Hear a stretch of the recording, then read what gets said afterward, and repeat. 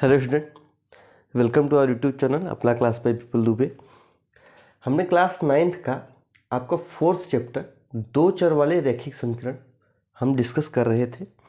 हमने एक्सरसाइज 4.2 तक डिस्कस किया हुआ था। ठीक है, थोड़ा सा वीडियो डिले हो गया है और डिस्कस समझ नहीं मिल पा रहा था। अब से आपका रेगुलर क्लासेस चलेंगे। ठीक है, तो हमने एक्सरसाइज 4.2 तक दो चर वाले रैखिक समीकरण डिस्कस कर चुके थे। अब हम डिस्कस करेंगे एक्सरसाइज 4.3 ना। तो उससे पहले हम एक चीज़ देखेंगे इसमें कि इसमें कौन सी थ्योरी लिखने वाली है। तो आइए थ्योरी देखते हैं। क्या है? दो चर वाले रैखिक समीकरण का आलेख ना, graph of linear equation in two variable. दो चर वाले रैखिक समीकरण का आलेख हमको देखना है। ठीक है, तो सबसे पहले आलेख बनाने के लिए सबसे पहले हम लोग क्या करेंगे कि एक इक्वेशन लेंगे। आप लोग जानते हैं ना, आप लोगों को पता है, जैसे एक इक्वेशन x प्लस 2y बराबर 6, हमने एक इक्वेशन लिया। आपको पता है कि एक इक्वेशन के कितने भी बहुत सारे सॉल्यूशन होते हैं। ठीक है, बहुत सारे सॉल्यूशन होते हैं और इस इक्वेशन को सबसे पहले हम कुछ सॉल्यूशन को निकालेंगे और फिर उस सॉल्यूशन का हम लोग सारणी बनाएंगे। ठीक है, तो आइए निकालते हैं। सबसे पहले देखिए x बराबर हमने क्या ले लिया, सबसे पहले 0 ले लिया और फिर x बराबर 0 लिया तो y बराबर क्या निकलेगा, 0 plus 2y equal to 6, 2y equal to 6, y equal to 6/2 equal to 3 ना। पहला क्या आ गया आपका, 0 और 3 आ गया। दूसरा क्या लेते हैं, x इक्वल टू क्या लेते हैं, 2 ले लेते हैं। ठीक है, x इक्वल टू 2 लेंगे तो क्या होगा, 2 plus 2y equal to 6, 2y equal to 6 minus 2, 2y equal to 6 minus 2 equal to 4, y equal to 4/2 equal to 2। तो y इक्वल टू क्या आ गया आपका, 2 आ गया। ठीक है, हमने एक लिया, दो लिया एंड एक और ले लेते हैं। ठीक है, हमने दो सोल्यूशन ले लिया, पहला सोल्यूशन दूसरा सोल्यूशन। एक सोल्यूशन और लेते हैं, x इक्वल टू क्या, 0 ले लिया, 2 ले लिया, x इक्वल टू ले लेते हैं 4। ठीक है, x इक्वल टू ले लेते हैं 4। ठीक है, ग्राफ बनाने के लिए सबसे पहले हम क्या करेंगे, सोल्यूशन लेंगे। किसी भी समीकरण का हम सोल्यूशन लेंगे। तो हमने एक सोल्यूशन लिया, दूसरा लिया, अब हम तीसरा ले रहे हैं। तीसरा सोल्यूशन क्या कह रहा है बेटा, x इक्वल टू 4 हमने लिया। अब निकालेंगे y इक्वल टू, तो 4 प्लस 2y इक्वल टू 6, तो 2y equal to 6 minus 4, 2y equal to 6 minus 4 equal to क्या, 2। तो y equal to 2/2 equal to 1, y equal to आपका क्या आ गया, 1। अब हम एक सारणी बना लेते हैं। इधर छोटा सा हम लोग क्या बना लेते हैं, सारणी बना लेते हैं। आइए सारणी बना लेते हैं, x और y क्या, एक तरफ लिख देते हैं x, एक y। ओके, हमने सारणी बनाया। पहले हमने x का वैल्यू क्या लिया था, 0, तो y की वैल्यू क्या आई थी, 3 आई थी। फिर हमने x की वैल्यू क्या ली थी, 2, y की वैल्यू तब क्या आई थी बेटा, 2 आई थी। फिर हमने x की वैल्यू क्या लिया, 4 लिया और फिर y की वैल्यू क्या आई, 1 आई। और एक और लेते हैं, x इक्वल टू 6 लेते हैं। ठीक है, x इक्वल टू क्या लेते हैं बेटा, 6 ले लेते हैं। तो क्या आ जाएगा, 6 प्लस 2y इक्वल टू 6 होगा, तो 2y equal to 6 minus 6, 2y equal to 0 और y इक्वल टू 0। ओके, अब हमने x इक्वल टू क्या ले लिया बेटा, 6 ले लिया, तो y इक्वल टू क्या आपका आया, 0 आया। अब हमारे पास कुछ सॉल्यूशंस के, एक समीकरण का कुछ सॉल्यूशंस के हमारे पास सारणी हमको मिल गई। ठीक है, हमने क्या सीख रहे हैं, यही आलेख, ग्राफ बनाने सीख रहे हैं किसी समीकरण का। ठीक है, ले लिया हमने, एक सारणी बन गई। अब सारणी को हम लोग ग्राफ पे लेके जाएंगे कैसे, हमने ये तो निकाल लिया। अब हम ग्राफ खींचेंगे यहाँ पे। तो चलिए हम ग्राफ खींचते हैं।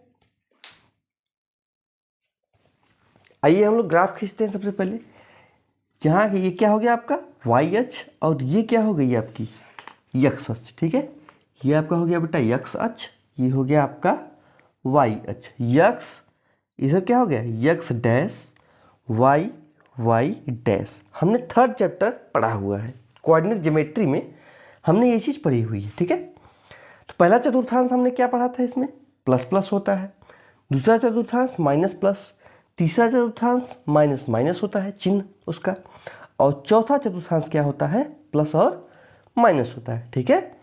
तब आइए अब हम यह क्या मान लेते हैं, 1 2 1 2 3 4 5 और 6, ठीक है। इधर लेते हैं 1 2 3 4, ठीक है, 4 तक ले लेते हैं। अब देखते हैं, अब हमारा पहला कोऑर्डिनेट क्या है, 0 और 3। पहला कोऑर्डिनेट क्या है, 0 और 3, ये आपका मूल बिंदु है बेटा, ये आपका 0 0 है ना, ये आपका 0 है, ओके। ये 0 x की तरफ वाला भी है, y की तरफ, दोनों, ठीक है, 0 और 0, 0 और 0, ओके। चलिए लिखते नहीं है, आप लोग समझ जाइए, ठीक। पहला कोऑर्डिनेट क्या है, 0 और 3 है, तो x वाला क्या है, 0, x वाला क्या है 0, और y वाला क्या है आपका 3 है बेटा। इसका मतलब कि पहला बिंदु आपका यहाँ आएगा 0 और 3, 0 और 3, ओके। पहला बिंदु आ गया। अब हमारा दूसरा बिंदु क्या है, 2 और 2, दूसरा बिंदु क्या है बेटा, 2 है, और दूसरा सामने इधर क्या है, 2 है, ठीक है। एक बिंदु यहाँ हो जाएगा आपका, ये बिंदु है आपका क्या, 2 और 2। तीसरा बिंदु क्या है बेटा, 4 और 1 है, ठीक है। x वाला पोर्शन क्या है आपका, x वाला 4 है, और y वाला पोर्शन क्या है, 1 है, तो 1 के सामने इधर, तो ये आपका बिंदु क्या आ गया, 4 और 1, ओके। और लास्ट वाला क्या है, 6 और 0 है। x वाला क्या पोर्शन है, x वाला पोर्शन आपका क्या है बेटा, 6 है, 6 है और 0 है ना, y 0 हो जाएगा, 6 और 0, ओके। अब हम यहाँ क्या देख रहे हैं बेटा, कि हमने कुछ कोऑर्डिनेट लिए इस समीकरण का, इस समीकरण के कुछ सॉल्यूशन लिए, सारणी बनाया, उस सारणी को हमने एक कोऑर्डिनेट ज्योमेट्री जो प्लेन होता है उस पर हमने ग्राफ पे दर्शाने का प्रयास किया है।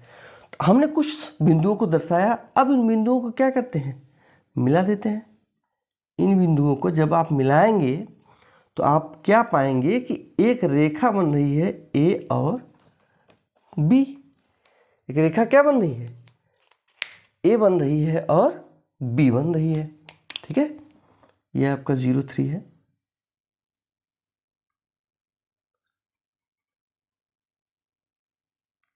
एक रेखा आपकी बन रही है ए बी जो एक सीधी लाइन में है, ठीक है। इस समीकरण का ये आपका क्या आ गया, इस समीकरण का जो ग्राफ लाइन है ये आपका क्या है, एक सीधी रेखा में होगा, ठीक है। आई होप आप, ठीक है, आपको इतना समझ आया होगा। अब हम देखिए, अब हम जब x का मान आगे लेते हैं, मान लीजिए हम 8 ले लेते हैं, मान लीजिए 8 ले लेते हैं, तो y का मान क्या आ जाएगा बेटा, y का मान आपका क्या आ जाएगा, 8 plus 2y equal to 6, 2y equal to 6 minus 8, तो y 2y equal to 6 minus equal to minus 2, तो y equal to minus 2/2 equal to क्या, -1। तो x वाला पोर्शन क्या आया, 8 आया, तो 6 के आगे क्या हो जाएगा बेटा, यहाँ पे 8, ठीक है। यहाँ पे हो जाएगा क्या आपका 8, और ये -1, तो -1 कहाँ आ जाएगा आपका, इधर y वाला पोर्शन, -1, तो -1 किधर हो जाएगा आपका, यहाँ पे, इधर कहीं होगा, इधर कहीं पॉइंट बनेगा, ठीक है। तो ऐसे ही हम लोग क्या, इससे क्या निष्कर्ष निकाल सकते हैं, इससे निष्कर्ष निकाल सकते हैं कि जो भी बिंदु, पहला निष्कर्ष क्या निकलेगा, जो भी बिंदु कोऑर्डिनेट रेखा ए बी पर होगा, जो भी बिंदु रेखा ए बी पर होगा वो क्या होगा, समीकरण का हल होगा। इस समीकरण का हल होगा, ठीक है बेटा।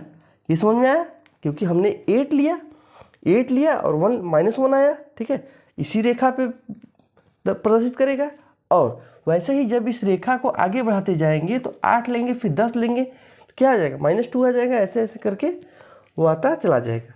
ठीक है, तो जो भी बिंदु इस रेखा AB पर होगा, जो भी बिंदु इस रेखा AB पर होगा, वो इस समीकरण का क्या होगा, हल होगा। ठीक है, और फिर दूसरा पॉइंट क्या होगा, दूसरा पॉइंट ये भी लिख सकते हैं कि जो भी इस समीकरण का, जो समीकरण का हल होगा वह रेखा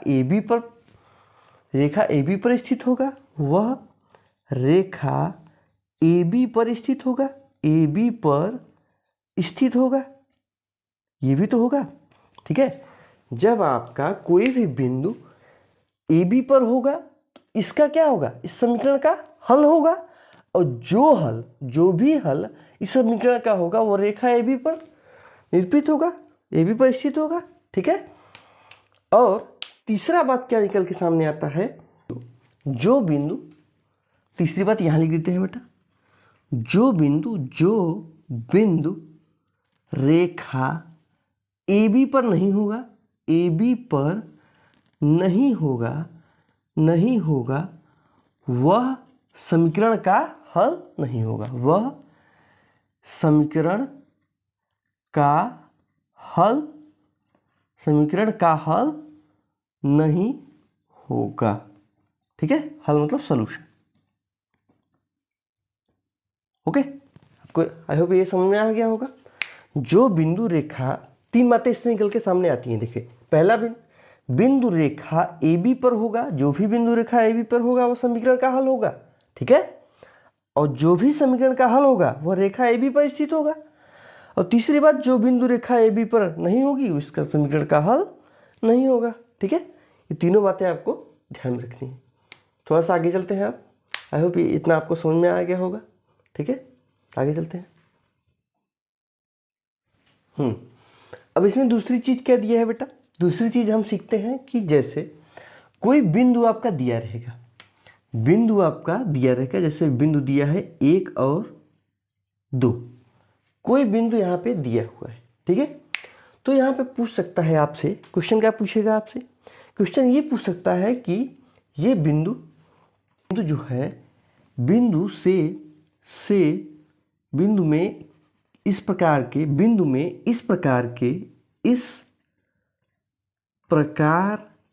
के कितने समीकरण बन सकते हैं, कितने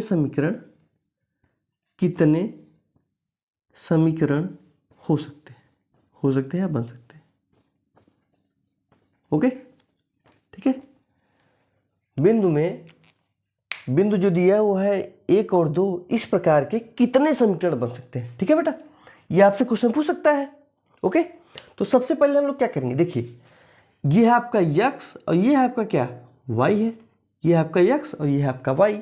तो सबसे पहले हम क्या लिखेंगे, देखिए हम लोग लिख सकते हैं कि x plus 2y, equal to क्या हो जाएगा, 3 हो सकता है। पहला समीकरण यही तो बन जाएगा, x plus 2y equal to 3, क्योंकि x के स्थान पे 1 रखेंगे और y के स्थान पे 2 रखेंगे, नहीं 5 हो जाएगा बेटा, x plus 2y equal to 5 हो जाएगा ना, x plus 2y equal to 5। ठीक है, 2 दूनी 4 और ये 5। Okay, x plus 2y equal to 5। और दूसरा समीकरण क्या हो सकता है, x plus y equal to क्या, 3 हो सकता है। ठीक है, पहला समीकरण आपका, दूसरा समीकरण 1 और 2, 2 1 3 हो जाएगा। तीसरा समीकरण क्या हो सकता है, ऐसे ही बहुत सारे समीकरण आपको निकालने हैं। ठीक है, बहुत सारे समीकरण बन सकते हैं। तो ऐसे ही पहला समीकरण ये हो गया, दूसरा समीकरण ये हो गया, अब तीसरा समीकरण क्या निकालेंगे, y minus x equal to क्या, 1 लिख सकते हैं, क्योंकि 2 minus 1 equal to 1। Okay, y minus x equal to 1। चौथा समीकरण क्या हो जाएगा बेटा, y इक्वल टू क्या, 2x, y equal to 2x होगा, क्योंकि 1 इक्वल टू 2 इंटू 1 2 हो जाएगा। ठीक है, चौथा समीकरण क्या हो जाएगा, x 3x equal to 3x equal to देखिए बनाइए इसको, देखिए 3 इंटू एक्स हो जाएगा, 3 इंटू एक्स 3 बन जा 3 और Y 3x equal to Y minus x equal to Y minus 1। Okay, x equal to Y minus 1 होगा ये, x equal to Y minus 1। Okay ठीक है, ओके हो गया ना, y minus equal to 1, x equal to Y minus 1। ऐसे ही बहुत सारे समीकरण इसमें बन सकते हैं। ठीक है, ऐसे ही क्वेश्चन बहुत सारे आपसे पूछ सकते हैं। आपको जो एक्सरसाइज 4.3 है, यही सब सारे क्वेश्चन उसमें पूछेंगे। अब ये वीडियो आपको पसंद आया तो लाइक सब्सक्राइब और शेयर करना ना भूलें। अब नेक्स्ट वीडियो में हम डिस्कस करेंगे एक्सरसाइज को। ठीक है, थैंक यू।